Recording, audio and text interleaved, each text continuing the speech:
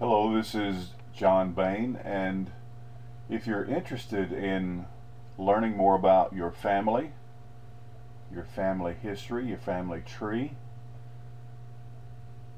doing genealogical studies sounds rather formal and a little complex, but it's really not that at all. I've used a number of tools over the years, been doing this, interested in this, or tinkering with it since I found out I was going to have a daughter. And I used to travel to the Memphis library while we still lived in Arkansas and began doing research there. Still have all of my notes from that time. However, in recent years I've found an online tool. Of course, the internet is just invaluable. When I began, just before Carice was born, and she was born in 1984, the internet had not arrived for the general public yet, and so everything had to be done on site or in person, and it was there were many tools available then, and microfilm and microfiche, but it's become much easier now and more productive.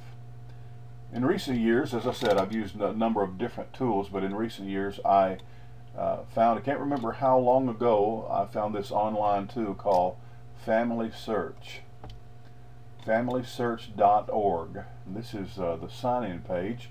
Up here is the address, https://www.familysearch, all one word, .org. And here to access this page is a slash, the letter E and N, and then a final slash.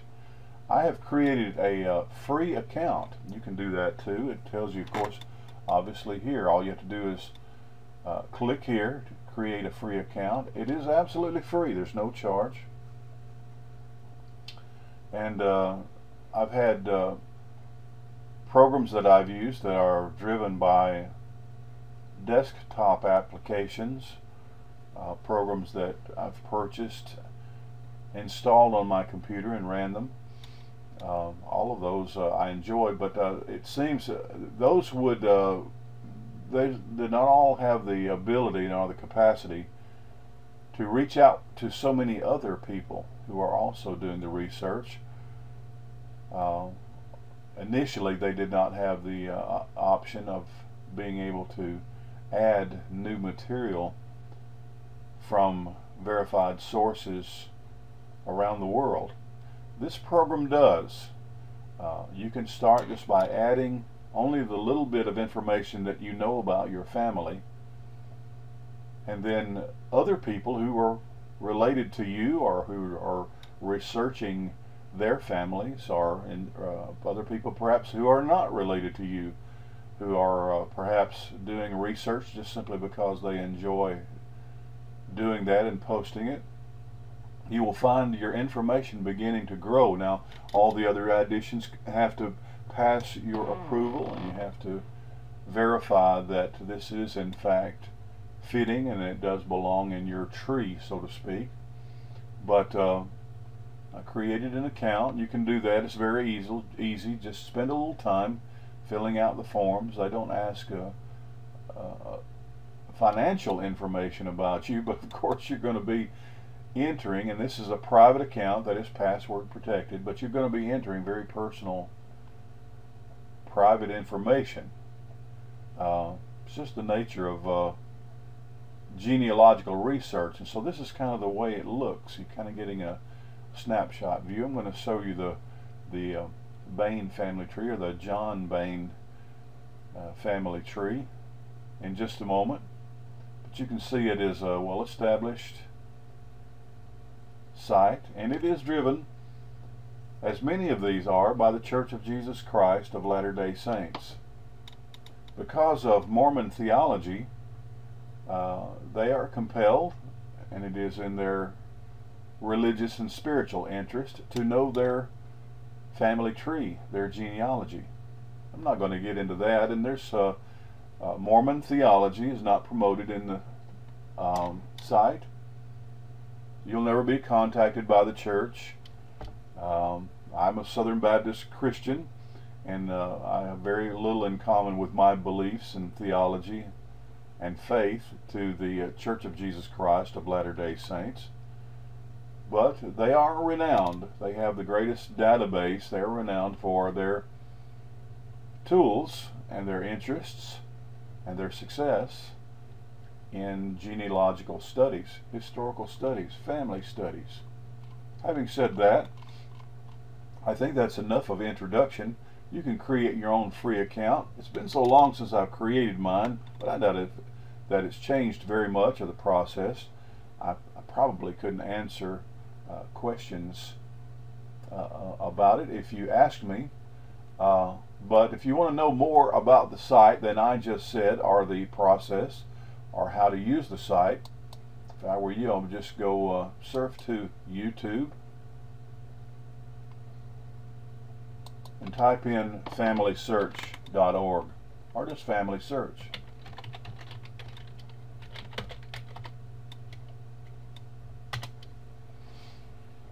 You can see their logo. I'm going to switch back here. There's the FamilySearch logo right there.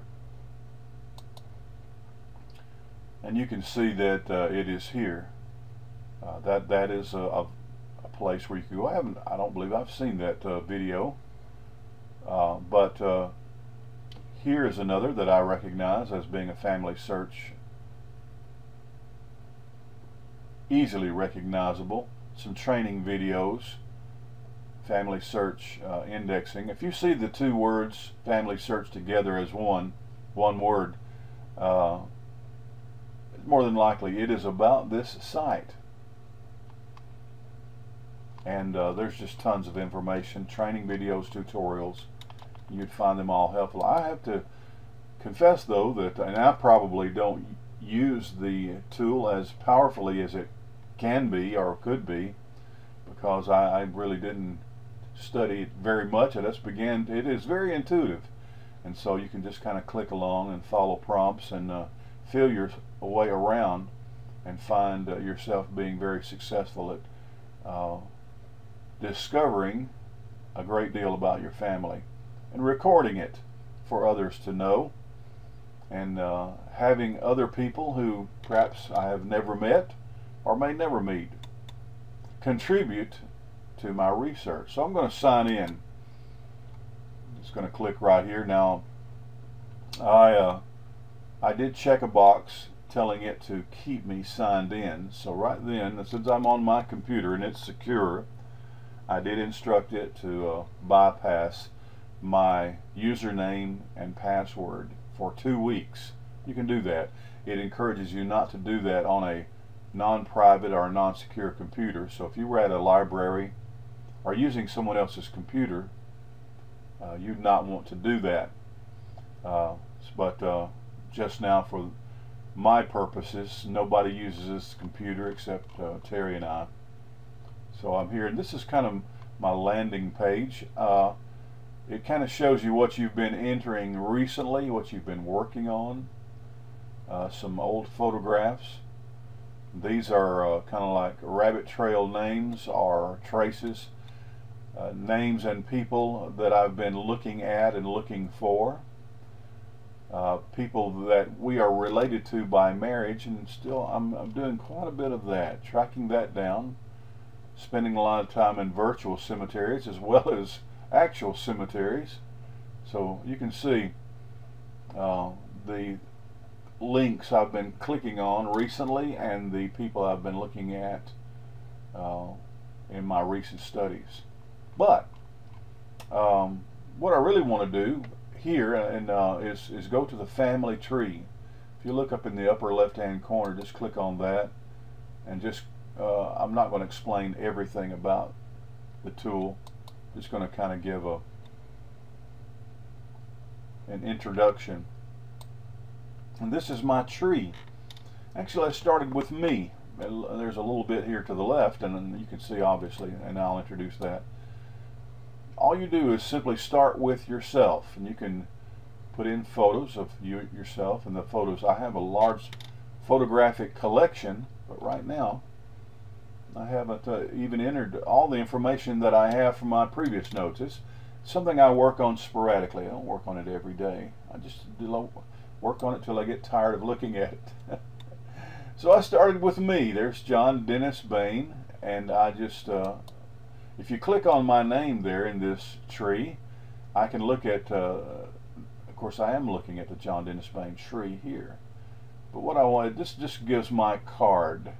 I've been assigned a number in this program, so that identity number. There's my birth date, describes me as living, and it has some sources and memories and no collaborations. So what I want to do is go either click on the tree or the person. I'm already in the tree, so I'm going to click on the person, and that brings up my data page. And it makes a distinction between living people and people who are not alive. Living people, their data is viewed as very safe and secure. It is personal and private, and it can only be shared as you determine how it can and should be shared. But here's my life sketch. You can open boxes and close boxes as you desire. Other information. My life sketch, though, I haven't started working with those kinds of things yet. What I've did was what it'll do, and I just had me here. And if you go under Vitals, it does allow you to edit. So if I needed to change my name, I do have an identity. It's John Bain 8. Lots of John Bains out there, at least 8 of us, using this username. So that's how I'm identified throughout in this program, not just by John Dennis Bain. You see christening, probably that would have been my baptism, so where I was baptized, who baptized me, what the date was if I know that, and then there's the death, burial. So these are my vitals. If you edit those, you can see that I can change these. And this is what the program does. If you look on here under sources, here are, I'm mentioned in my dad's obituary, Mr. John Walton Bain. And so this is a record that I didn't find, that I didn't have, but that now I have access to. So dad's obituary, I probably have it in a scrapbook somewhere from the newspaper. And then it has my marriage here in 1976. And so as I've looked in here, and every time you open a little door, you might see little things over here that are tagged for you, and you can examine them and see if they really are related to you, if they are, if that is my dad, if that really is me, if that really was my marriage.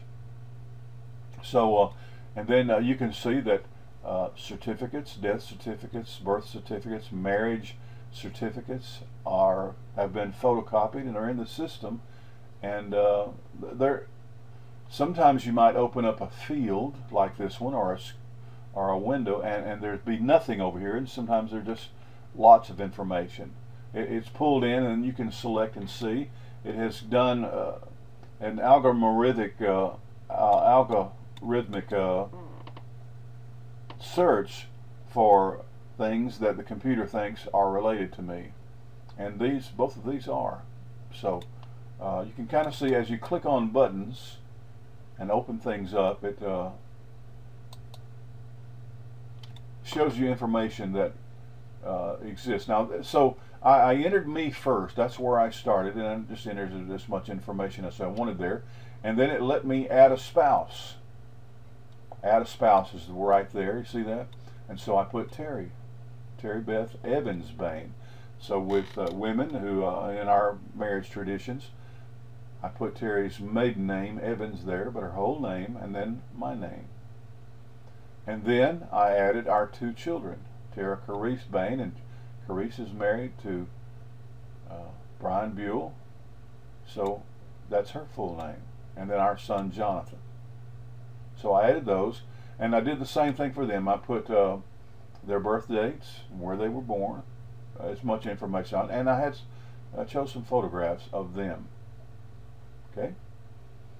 Then parents and siblings. So John Walton Bain, my dad, this is for me, and Elizabeth Bain. Since I'm viewing as me, then that's what I would see. So John Walton Bain and Elizabeth Virginia Browning, and since she divorced my dad, she still went by the name Bain, but I haven't included that in FamilySearch. They had 2 sons, John Dennis Bain and Danny Glenn Bain. So that's where I began. That's where my tree began. And so if I go back now to the timeline and go back to the tree, this is where I started. And I can click under here and I can see those 2 children. And I can click on any one of those. If I wanted to click on Carissa's name and do person,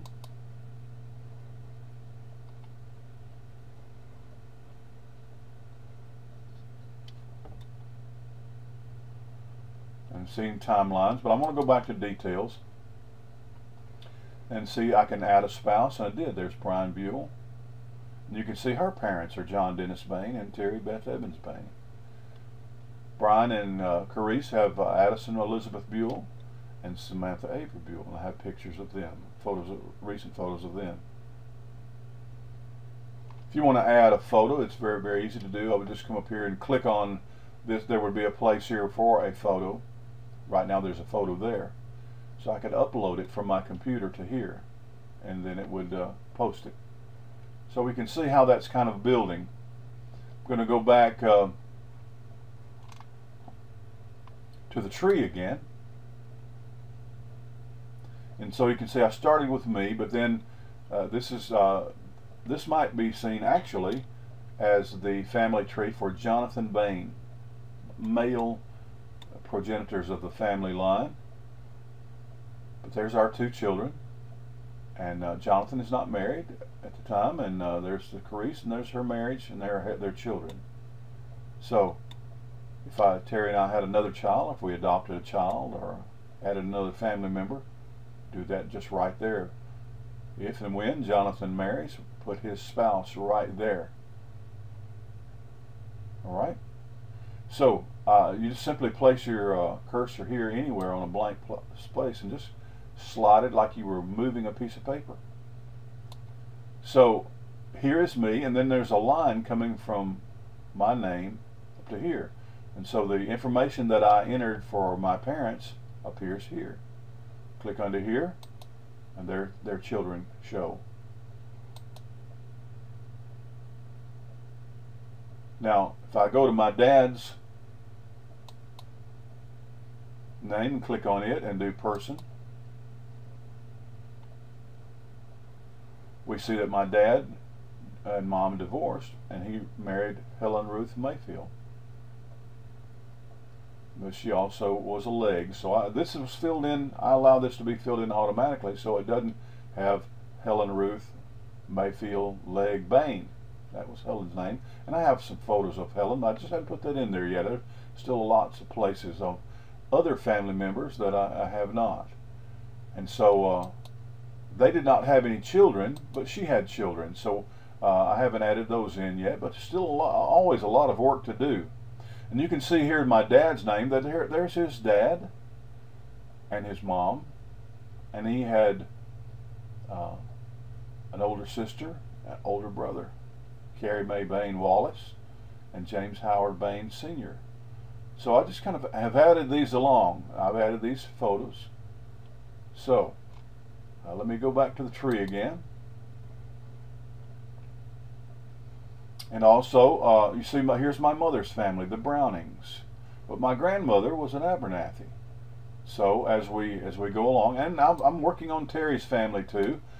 She was an Evans. This is her dad and her mom, Bobby Ray Evans. That's her dad. Martha Beth Owen Evans. That's her mother. And we can see, I can move this up just a little bit and click on children.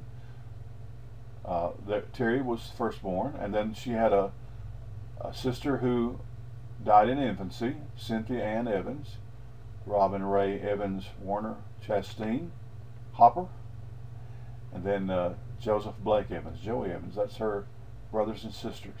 I have information about all of them as I've kind of filled in. I haven't put in their photographs either. I have lots of them. You just see, I'm just, even though I've been working on this particular project several years, I don't do it hurriedly or as if I'm trying to meet a deadline. So there's still lots of room to play. There must be my dad's mom and dad, my mother's people, the Brownings, James Ronald Browning, Ruby Lee Abernathy. So we see Terry's family continuing down through here. Her dad's, her grandparents, Terry's grandparents, Joe Evans, Helen Lorraine Etheridge Evans, and then Terry's mom down here, Leon Owen and Mamie Odell Sparks. So, filling in the gaps as we go. I have pictures of most of those, photos of most of those. So if you're just following, strictly speaking, we're looking at Bains. Although I am kin to the Brownings, and I'm kin to the Abernathys, and I'm related to Terry's people by marriage. So we continue along. There's my dad. He was called, and my granddad was Neely Bain, Cornelius Monroe Bain. So there's an arrow right here, and I can expand that. It doesn't open the whole thing and use up too much memory. But I'm following the Bains. Neely Bain, his dad was Archibald Bain, Jr. I do not have photos of these people. I've never found them. Been looking for them for years, may never find them. That's all right. I have some information about them. Now, Neely also married.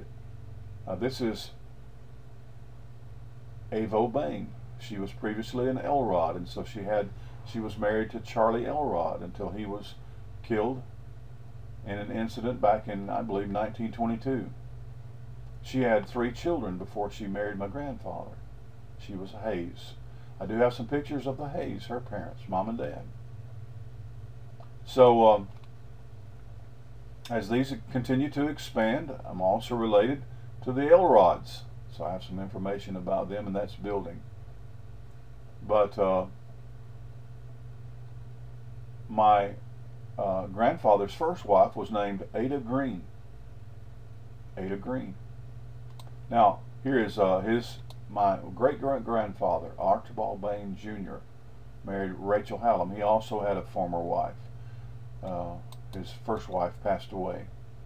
And then here is the original Archibald Bain, and he married Sarah Spencer. This was in DeKalb County, Tennessee. And you see the dates that he lived and died. Getting all the way back, Archibald Bain would be senior, was born in 1776. So it's really covering some time. And if you go here to Neely and Avo, you see there are 3 children there. But you open door Avo Hayes Elrod Bain and see her children with Charlie Elrod. Now, here's Grandma Bain's. You see the line coming out here. Grandma Bain's mom and dad, Jasper and Almeda Hayes. If we continue through the Bain line, though, we come up to Archibald Bain here, Sarah Spencer. Click on this arrow to continue. And just filling these in as I have discovered them. And as I said, there are other people. In other words, there are Spencers who have been doing genealogical study for years. There are Hallams and Brownings and Abernathys that have been doing, and their work contributes to mine, and I have control over what is added. If I find that they match, then I can add them to my research, and it just, sometimes you can find your research just exploding. There's Peter Bain is my great-great-great-grandfather. George Hugh Bain. We see also here that there was some intermarriage, that Isabel Herdman with my great-great-great-grandmother, her father was a Bain. She started out as a Bain. There's George Hugh Bain. We're getting all the way back to a birth in 1703. Clicking this as it goes. Now I'm just following my Bain heritage now. All the others you see there are McGregors here, Logans and Spencers, Kerrs, You can spend a lot of time just chasing those tree branches down. I'm not going to try to keep up with all the greats, but here's Charles Bain. As the line continues, the information there is a little sparse, you see. But we come to Adam Bain, and there's a little more. Isabel Cruikshank, a new kind of name. Married someone to Adam Bain. Continuing to go, and the tree continues. William Bain married Isabel Mowat. And then there's another John Bain, like my dad and like myself. It appears quite often through lineage of the Bains. Common name, Margaret Sutherland. You see right here, there's no information at all right now that's been filled in about Isabel Mowat, who her mom and dad were. So there's room to play there and to study and to research. Continuing, click on another arrow here. Much of this has been added in by other researchers that I've accepted, but it is all verified and the matches are excellent. Here's John Alexander Bain. Now, he's the second laird, our Lord, of Tulloch. All the way back, he was born in 1516. He married Lady Agnes Fraser of Inverness. So a lord and a lady in our family, and then you can see their children underneath here. Lots of children. 10, more than 10, I think. The number 10 came to mind. Lots of research to do there. Now, all of these were added in by other researchers, but they've been verified by documentation to be the children of Alexander Bain and Agnes Fraser Bain. Inverness is in Scotland. It is still a major country city in Scotland. They were at Lords and Ladies in Inverness, Scotland, all the way back to 1516. There's Duncan Bain. He was the first laird of Tulloch Castle. So he was the first one who was granted lordship. And Catherine McKenzie II, that she is a baroness. And here are the Frasers.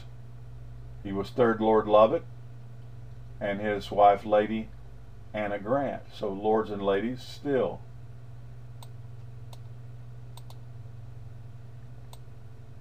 Alexander Bain, and here we see lots of different pronunciations. Remember, many of these people could not read or write, and so, but they did pronounce their name.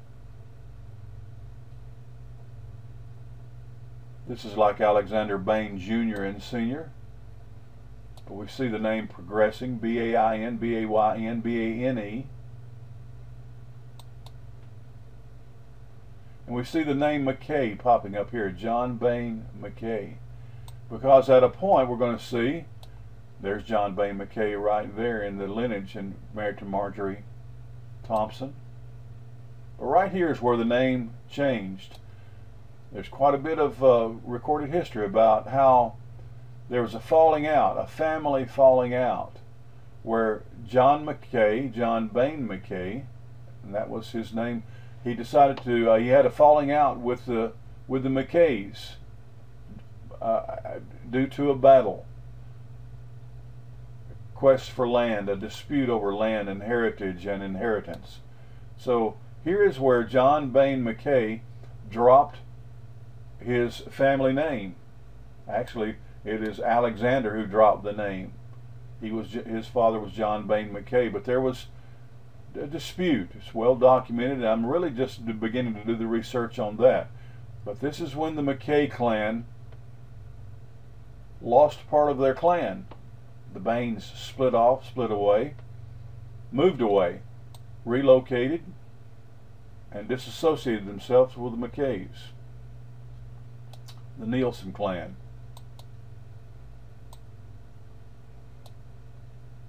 There's Neil McKay. These are still father, son, grandson. Just change the name to indicate their dissatisfaction or their unhappiness. Angus Dub McKay,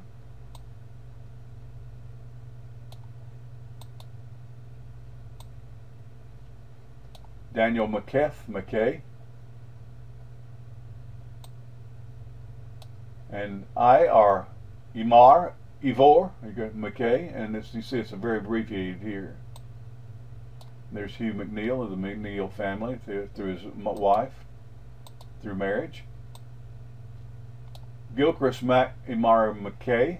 These are to be uttered gutturally, more or less. And then Lymore McKay. Probably should be growled with a Scottish accent. If you click on that, at the moment you see that Ed Magnus, this is where the word Ed or Edward comes from. So Ed, A-O-D-H, Ed McKeth. Kenneth McKeth or McKay. Donald McKeth. Malcolm McHeff, Earl of Ross.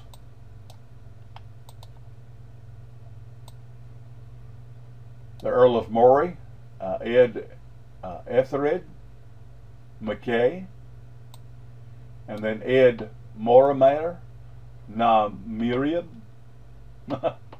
Getting more and more difficult to pronounce these names. King Mal Bridget MacRear of Moray, and then Rodari Leg Moray.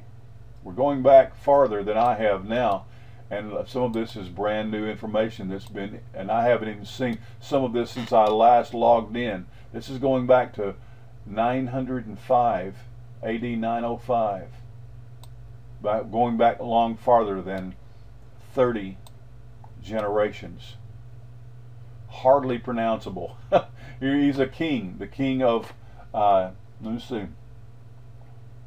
let me get to register again, the king of Chinislag, and their children underneath here. Let's see, here there are one child listed, going on about 35 or 40 generations now. Another king back in the 900s. Just playing it out till it ends. Okay, there finally. And as I said, probably about 5 or 6 of these have been added since I last logged in. But people are always doing the research, following the trails, and verifying the data. And they are going to places where I've never been to Scotland before. So they're people who've added these things. So what I do is verify them and see if I concur, but they've already been added because the verification actually is very solid. There's the end of the line there, no more. It goes all the way back to 877.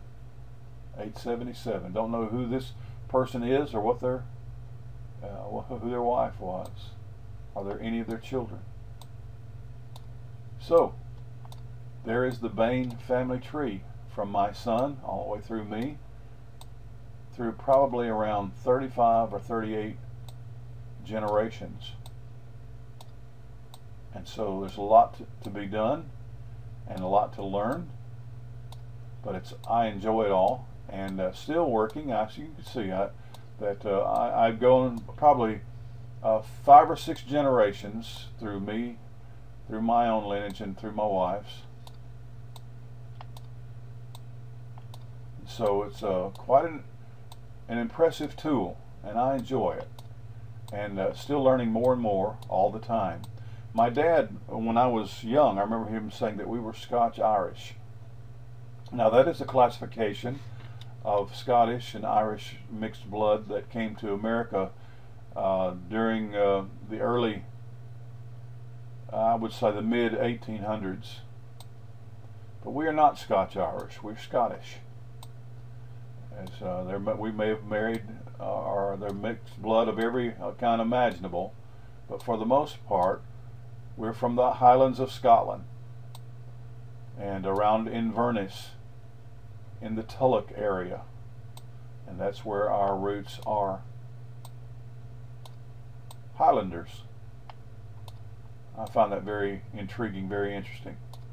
Alright, I don't know if you have any interest in that, but I really love to do this, and here's a tool Doesn't cost a thing, and it's very, very effective.